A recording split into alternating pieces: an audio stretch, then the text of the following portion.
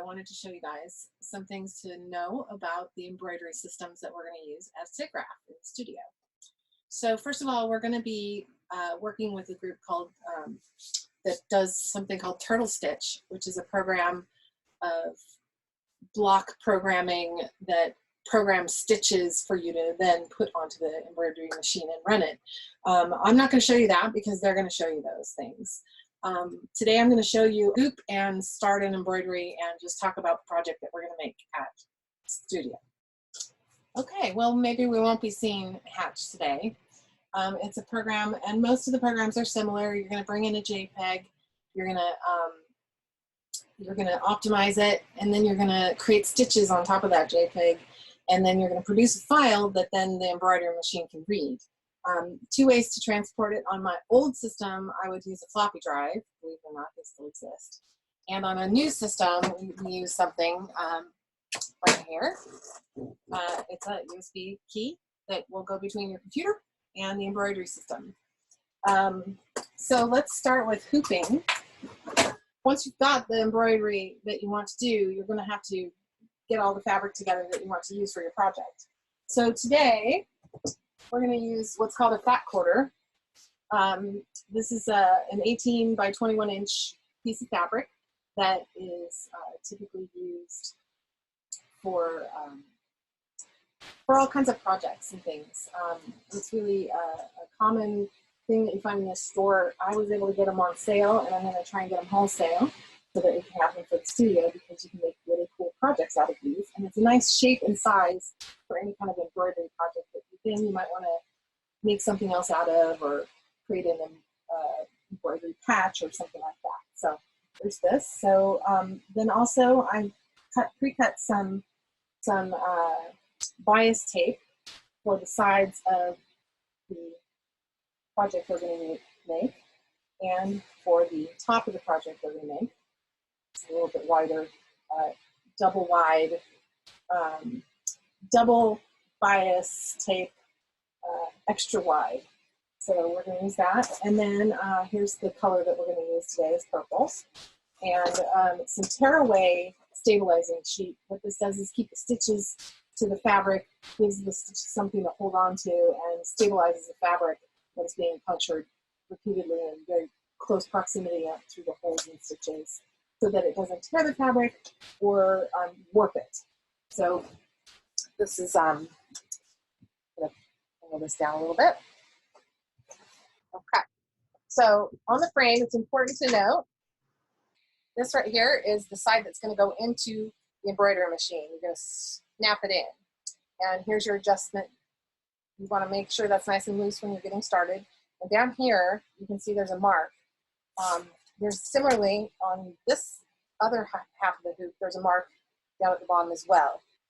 This hoop is a 120 by 120 millimeter hoop, and it's a good size for smaller patterns. For the pattern like I'm wearing right now, I had a much bigger hoop, so that, because it can't go right to the edge, it has to have a little bit of a border so that the sewing machine can run up against this and not hit the plastic. Okay, so when you're hooping, you're going to put your main part that's going to go into the machine. You're going to put that down first. Then you're going to put the stabilizer on top of that. I usually like to make it a little flatter, but it's not always convenient. Sometimes I pin them to the fabric just because it's like if I'm using a small piece of stabilizer. Now this one, we're going to be doing a project wherein we fold about 3/4 of the way up. And for this project, I'm going to want to mark like the middle and here, but I think we're just going to wing it for the demo. You're going to place what you want to be your center right in the center of the hoop, and you can kind of feel the edges. There are some systems out there that give you, sorry, don't want to double thicken it because it'll sew through both sides. So I'm going to open that back up. You want to get the center as close as you can to the center of the hoop to give yourself the most room to adjust for the embroidery machine. And then you're going to take this one and put it right on top, kind of scoot it in there, holding it on to everything so it stays nice and tight. And then you don't want to pull too much, but you want to pull just a little bit to straighten the fabric out while keeping the sides down. See, I'm holding the frame, just straightening a little. If you pull too tight, you're going to pinch it, and then when you embroider, it's going to like be puckered. So you don't want to pull this too tight. You just want it to be nice and even in the frame, and your center to be as centered in the frame as possible. You can make adjustments later on. And then I'm going to lift this up and adjust this here. Tighten it so that the hoops are tightly together and hold the fabric in place. Okay, so there's that. You got your hoop all set.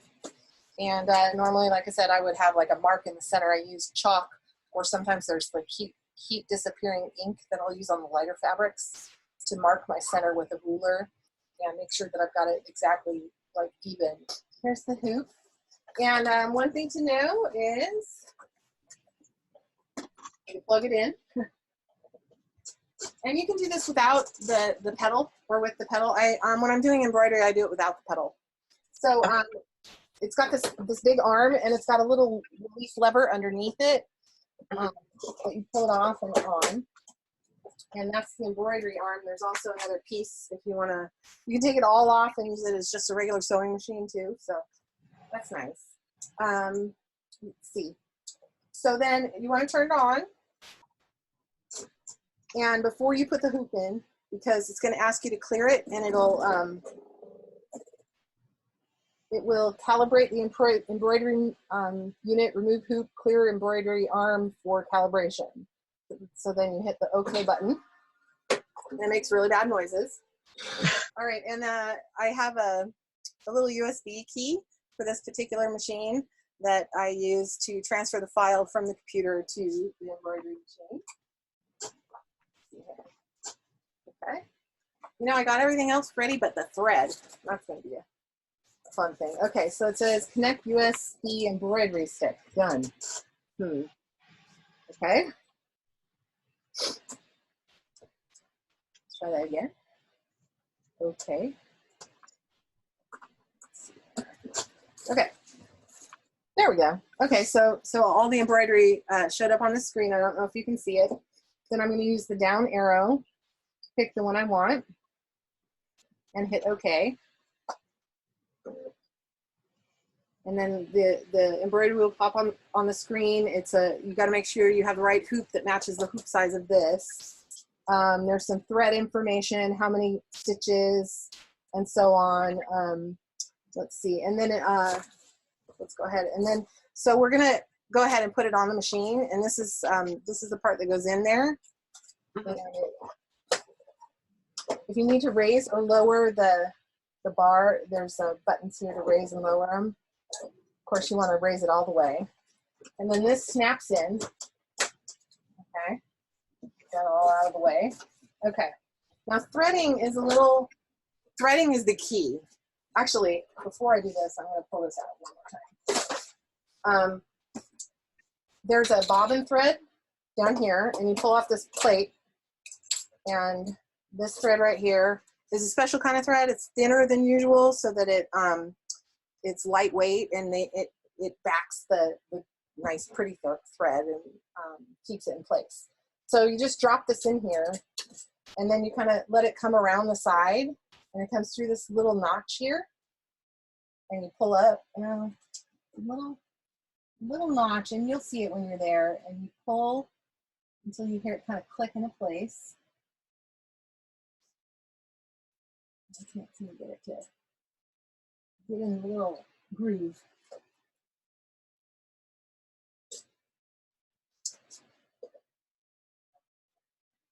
Okay, in there. There we go. Okay, I think that's in there. And then it comes around this top little notch and around this bottom notch. And before you pull on it, you just slide the little plate back into place, and then you pull, and it's got a little cutter on it so to get rid of the extra. Okay, now the top one is on here. And usually there'll be like a 2 of these, one behind it and one in front of it. Right now I just have the front one. So the threading on the top is actually the critical part. What you need to do, and the trick that nobody really tells you, is you need to hold the thread in place right here with your finger, because if you don't, it's gonna like be loose when you're threading it, and it's not gonna go in between the plates properly so it can feed through the machine properly, and it's gonna screw up your embroidery every time. And this is what happened the other night when I tried to do the demo and I couldn't get it to work. So then you're gonna take the thread and go above this silver plate here and around it and down. And then you're gonna go through this little channel, and then you're gonna go straight down this first line. And this is the one you wanna give it not lots of tension so that it goes deep in there. That's the part that's gonna, if it's not deep enough, it's gonna mess up. And then you're gonna go around and then up this next channel. There's a little hook at the top. You're gonna go around that and back down. And then there's a little hook above the needle. And I have some diagrams, so don't worry. And then you're gonna go around there, and then I'm gonna get a pair of scissors, and I'm gonna just cut this a little shorter. And I like to have a nice neat end on it because I don't use the threader. And sometimes what I also do is I put the foot down and pull. If you can't get it to pull through, then you know you've threaded it properly. It's grabbing onto the thread. If it's pulling through, you didn't get it in there deep enough, and you've got to rethread again. So then also while the foot's down, it's easier because I'm not worried about it getting loose. And then I thread it through the needle. There is a threader, and we can practice using that later. I'm just not good at it.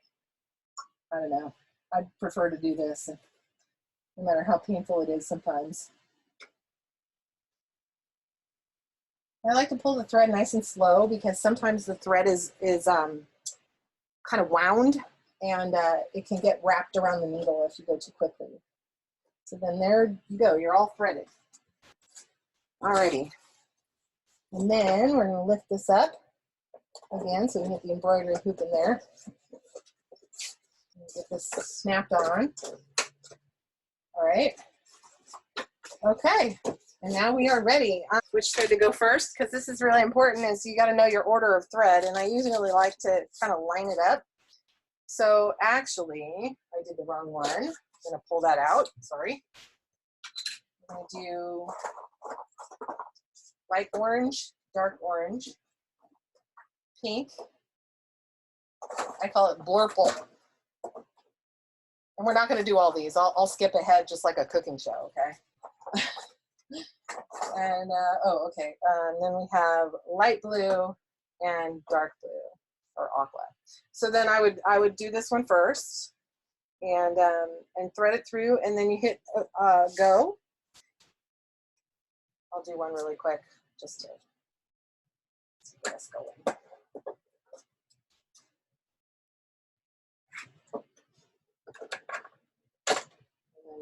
Then we'll stop it like a cooking show and have one already pre-baked. Sometimes the thread wraps around the pull, so I pull it out and redo it because I always worry that's going to get gummed up somewhere along the way. Again, holding this down really tight. I'm going to come around up to there, down. It doesn't matter on the first one. There's a little plate in there. It doesn't matter which side you go on, because that plate is there for if you're going to do a double stitch, like with 2 threads at the same time. But we're not doing that. Okay, so down, back up. The second one, there is something to go around. Go down, around that little loop that's going to hold it next to the needle. Get a nice clean end. Oh, push the foot down, pull on it, thread.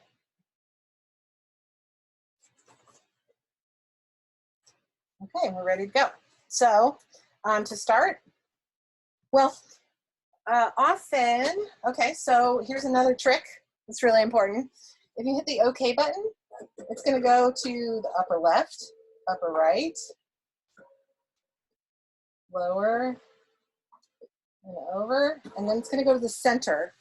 And I kind of want to see, okay, does the center of where it ended up match where I want my center to be? If not, which this isn't quite, I'm going to use the buttons to move the hoop a little bit and recalibrate where the center is. It'll only let me go so far, but I'm going to get it as close as I can. If you are really off, you'll want to rehoop your fabric to get it in that center spot. Okay, I'm going to hold this piece of thread and then I'm going to hit start. It's going to do a few stitches and then it's going to stop and ask me to cut this piece.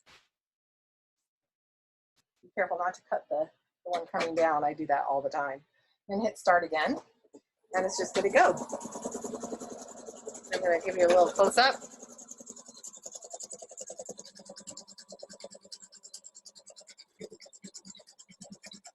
And start out layering down like a stability stitches, and then it'll go back through and do a nice fancy satin stitch or fill stitch to fill the area that you've designated.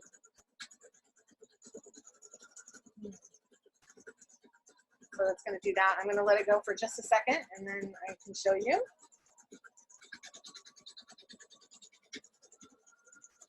Looks like the bobbin thread came through here because I can see black on the top, which means there was something wrong with the way I did the bobbin, but it seems to have clicked into place because it's better now. Probably fine. Nope, I can see the black. It means there's a problem between the tension. It's too much tension on the bottom part. So I'm going to stop this and show you what happened. Cut the thread. And I think that there's some ways to adjust that, and I looked it up on YouTube, and you got to cut the back thread too. Normally, if you have a good successful embroidery, let me show you what that looks like. You're going to have, this is light stitches, hang on. A good successful embroidery, you're going to have lots of black with just a little bit of the color on the back, and then the color with none of the black on the front. Okay, in this case, you see all black on the back and a little bit of black in the front too. So there's something wrong with the tension. Probably the way I threaded that bottom one, I was having trouble. I would redo that and restart over. Usually you try to catch it right away so you can pull these stitches out, but this is a little too far along. I would probably discard this project and start over. But if you were successful and it was threaded correctly, you would end up with a little, I did the logo. And then what I did, finished one, I sewed, I did this ahead of time before I did the embroidery. I sewed this bias tape on there, and then I sewed it most of the way along the top, and then I embroidered, and then I just folded it together and sewed down the sides and finished the top off, and now you have a little half apron. So I don't know if this is something that she wants to do or not, but it's cheap, it's easy. People can put any design they want on here. They can create words, they can take pictures they've drawn. I prefer to have people take pictures they've drawn in the studio, sorry, and go ahead and digitize them and with the software, and then print it out and take it home. So that way it's like, it's something they made there. I will probably be checking YouTube for tips on how to fix the bobbin issue, because that's definitely a very specific problem, and I don't have that happen very often. More often, the top is not set up correctly, and you're going to get all kinds of bunches. And what happens with that is that on the bottom, instead of this nice, neat stitching, you're going to get like loops of the nice colored thread on the back, just building up, building up. It might even make the machine gum up and stick, and you have to cut the fabric out of the machine. So that's not a good thing, but it's very common. So something to really be careful of. I think that's about it. I just want to show off. I also have, as you can see, the studio logo embroidered on my t-shirt. I'm probably going to embroider this on jackets on the back, and then maybe like a little SIGGRAPH logo on the front. And then we'll do t-shirts printed like this. So, and it'll be in black. And anyway, that's it. Thanks for watching, and please send me questions. Thanks. Bye-bye.